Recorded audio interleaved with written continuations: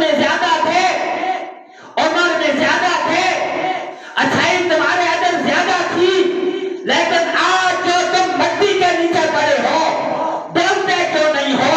تمہیں پکارا جاتا ہے، تم سنتے کیوں نہیں ہو؟ تم جواب کیوں نہیں دیتے ہو؟ لہذا قبرستان میں جا کر قبرستان والوں سے حضرت حاصل کیا کرو۔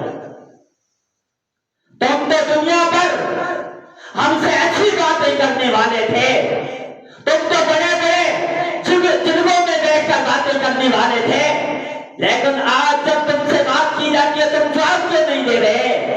کیا میرے ساتھ بھی یہ ہونے والا ہے؟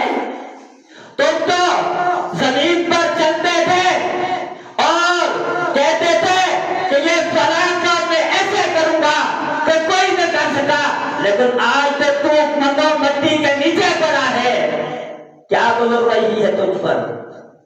تو میرے آقا محمد عربی صلی اللہ علیہ وسلم قبرستان جایا کرتے تھے، اور خلیفہ ثالث داماد رسول حضرت عثمان غنی رضی اللہ تعالیٰ عنہ جب قبرستان میں جاتے زاروں کے تار ہوتے، داڑھی مبارک آنسوؤں سے تر ہو جاتی، ایک صاحب پوچھتے ہیں کہ آپ عثمان جب جنت کا تذکرہ ہوتا ہے اس خوشی میں اتنے نہیں روتے، جب جہنم کا تذکرہ ہوتا ہے اس غم میں اتنے نہیں روتے، جب قبرستان میں جاتے ہو اتنے اس قدر روتے ہو کہ داڑھی مبارک تار ہو جاتی ہے، اس کی وجہ کیا ہے؟